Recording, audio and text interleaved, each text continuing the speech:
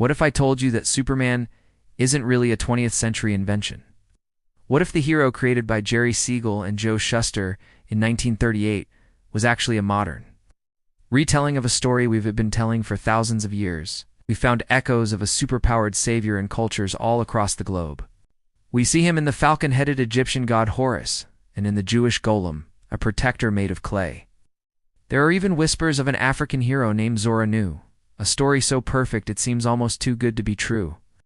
So, are these ancient figures the original Superman? Are we going to dig into the myths and the history to see just how deep these connections run? Is it all just a wild coincidence? Or is there a timeless archetype of a hero who falls from the sky to protect mankind, one that we keep reinventing generation after generation? Before there was the Man of Steel, there was the Man of Clay. Our first stop isn't another planet, but 16th century Prague, deep in the heart of its Jewish ghetto. It's here, with persecution on the rise, that a legend was born, the story of the Golem. The most famous version of the tale centers on Rabbi Judah Loew ben Bezalel, a real historical figure. To protect his people, he went to the banks of the Vltava River and molded a giant from clay. Through ancient rituals, and by writing a sacred Hebrew word on its forehead, Emet, meaning truth, this lifeless figure roared to life. Its mission was simple: to be a super-strong, tireless guardian for the Jewish community. The parallels to Superman are immediate. Both the Golem and Superman are, at their core, protectors of the oppressed. They are beings of unimaginable strength, created or sent to defend the innocent when all other hope is lost. The Golem was hope molded from mud. Now, let's look at Superman's creators, Jerry Siegel and Joe Shuster. They were the sons of Jewish immigrants who had fled persecution in Eastern Europe. They grew up in a world where anti-Semitism was a very real threat, both in Nazi Germany and at home in America. Siegel and Shuster never explicitly said they based Superman on the Golem. However, in an unpublished memoir, Siegel recalled being hugely impressed by the 1920 German silent film The Golem, which featured an avenging being who crushes a tyrant to save the oppressed. The idea of a magical protector, an outsider with incredible power dedicated to justice, was in the very air they breathed. The connections are everywhere.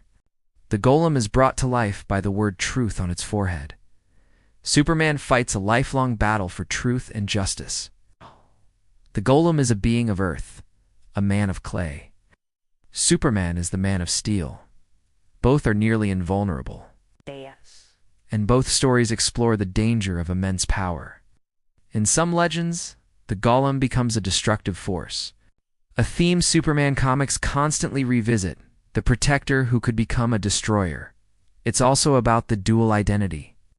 The Golem is an other, not quite human, protecting a community that is itself treated as other. Superman has his own dual identity, the godlike alien Kal-El and the mild-mannered all-too-human Clark Kent. This mirrors the experience of many immigrants, including Siegel's and Shuster's families, who had to navigate life between two worlds. Now, to be clear, historians believe the legend of Rabbi Loew's Golem probably took shape in later centuries, a piece of folklore rather than a documented event from the 1500s. But myths do have to be factually true to tell us a deeper truth about the people who tell them what they fear, what they hope for, and the saviors they dream of in their darkest hours. While there's no signed confession from the creators, the cultural blueprint is impossible to ignore.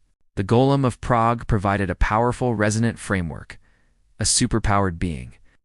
Born of desperation, tasked with protecting the innocent, Superman isn't a copy. He's an evolution of that archetype, trading clay for steel and the ghettos of Prague for the gleaming towers of Metropolis. Let's wind the clock back way back, thousands of years before the Golem, to the sands of ancient Egypt. Here we find one of their most important gods, Horus, the falcon-headed god of the sky and the sun. At first glance, it might seem like a stretch. One is a comic book hero, the other is a key figure in an ancient pantheon. But when you look closely, the parallels to the last son of Krypton are uncanny. It all starts with the origin story. Horus is the son of Osiris, the king of the gods, who was murdered by his jealous brother, Set. After Horus was born, his mother, Isis, hid him in the marshes of the Nile Delta to protect him from the usurper king Set. Isis knew her son was destined to grow up, avenge his father, and restore Order Mahat to the world. Sound familiar? Superman is the son of Jor-El, a leader on the dying planet Krypton. To save him, his parents send him away in a small ship, an orphaned son, sent away to survive and destined for a greater purpose. The parallel isn't perfect, of course. But we have to be careful here. Horus wasn't sent from a dying world. He was hidden within his own homeland, but the thematic echo is undeniable. Both stories begin with a child of great lineage, heir to a lost father, who must be protected in his youth before he can fulfill his destiny. Both are child survivors, on a path to become a symbol of justice against a force of chaos for Horus. His uncle Set forced Superman, villains like Lex Luthor and General Zod. The most striking visual parallel, though, is their connection to the sun. Superman's powers are famously fueled by Earth's yellow sun. He literally draws his strength, flight, and heat vision from our star. Horus is one of Egypt's primary solar gods. In the mythology, his right eye was the sun and his left eye the moon. He was the falcon who soared across the sky and later merged with the sun god Ra to become Ra-Horikti, a falcon-headed god with a blazing sun disk on his head. Oh. Let us be precise.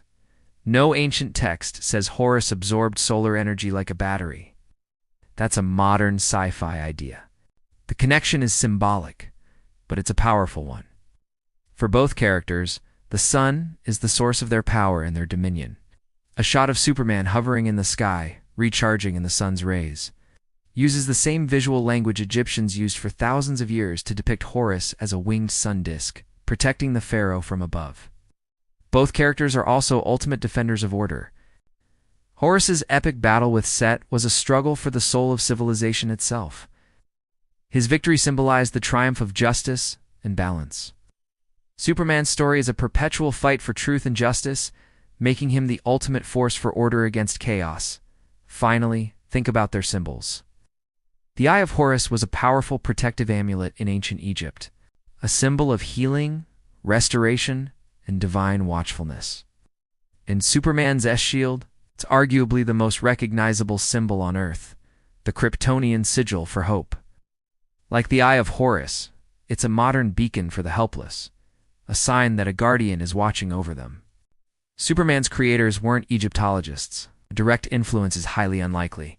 But this reveals something more profound: the power of archetypes. The story of a divine son, linked to the sun, who rises to defend the world from darkness, is a hero-esque journey we've been telling for millennia. Horus is one of the oldest versions. Superman is simply the most recent. Our last stop is a fascinating one, because it might not be what it seems. We head to West Africa to investigate a story you may have seen online, about a hero named Zora-Nu, from the supposed kingdom of Okara.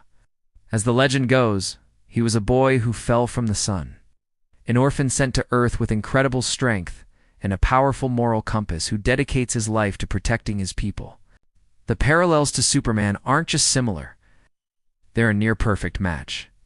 The story has gained traction online, often presented as ancient, pre-colonial proof that the Superman archetype is universal. The name Zora-Nu is even said to mean the dawn has come. If this were a documented ancient myth, it would be a smoking gun proving the Superman story is a recurring global monomyth. However, this is where we have to put on our investigator hats. After searching academic databases, folkloric archives, records of West African mythology, there is no credible, verifiable evidence of a hero named Zora-Nu or a kingdom of Okara. They simply don't appear in the established oral or written traditions of the region. So what's going on? It appears the story of Zora-Nu isn't an ancient legend, but a modern one. It's a piece of what is sometimes called fake lore, a story created today but presented as an authentic ancient tradition. This wasn't likely done to deceive people. Often, these stories are born from a powerful desire to connect modern ideas to a historical heritage. It's a creative reimagining of Superman, retrofitted with an African identity.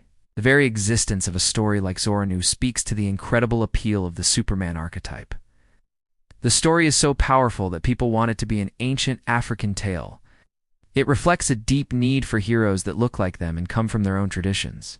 So, while Zora-Nu isn't an ancient god who is actually Superman, he represents something just as interesting: He's a testament to the archetype's modern power. He shows that the idea of a superpowered savior is so resonant that if a culture doesn't have one in its past, it might just invent one for it. It's reverse myth-making, where a modern story inspires the creation of a supposed ancient myth. This serves as a crucial lesson. When we compare modern heroes to ancient gods, we find the same fundamental themes again and again: the orphan destined for greatness, the protector with immense power, the struggle between order and chaos. The story of Zoranu, though not authentically ancient, enriches our understanding of Superman in a unique way. It proves the archetype isn't just something we inherit, but something we are actively creating and reshaping right now. It shows the universal need for a figure of ultimate strength and unwavering goodness. Whether he's called Kal-El, Horus, or Zoranu, the story he tells is one that humanity seems to need to hear. It's the story of hope. So is Superman just a copy of ancient gods? The answer, as you can see, is a lot more complicated than a simple yes or no.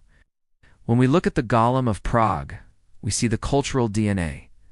Superman's creators were steeped in a Jewish heritage where the story of a mighty protector, born to defend the oppressed, was a powerful and relevant piece of folklore. The Golem provides a clear thematic and spiritual ancestor. When we turn to Horus, we find a different kind of connection, not a direct influence, but an archetypal one. The pattern of a solar-powered sun who rises to restore order has existed for thousands of years. Superman doesn't copy Horus. He follows the same heroic blueprint. And in the modern legend of Zoranu, we see the ultimate proof of the archetype's power. The desire for a hero like Superman is so strong, we're willing to will him into the past. What this journey shows us is that Superman is more than a character. He's a vessel for one of our oldest and most essential stories. He is the Golem's strength, Horus's solar divinity, and our modern need for a savior, all rolled into one. He's the latest and most famous in a long line of superpowered protectors. Modern superheroes are our mythology. They serve the same purpose the gods of old once did, to help us make sense of the world, to embody our highest ideals, and to give us hope. Jerry Siegel and Joe Shuster may have created Superman in 1938, but in a way, humanity has been inventing him for millennia. But what do you think? Are there other ancient figures who fit the Superman mold? And who do you think is the mythological equivalent of Batman or Wonder Woman? Let us know your thoughts in the comments below. And if you enjoyed this journey into the secret history of superheroes, make sure to hit that like button and subscribe for more. Thanks for watching.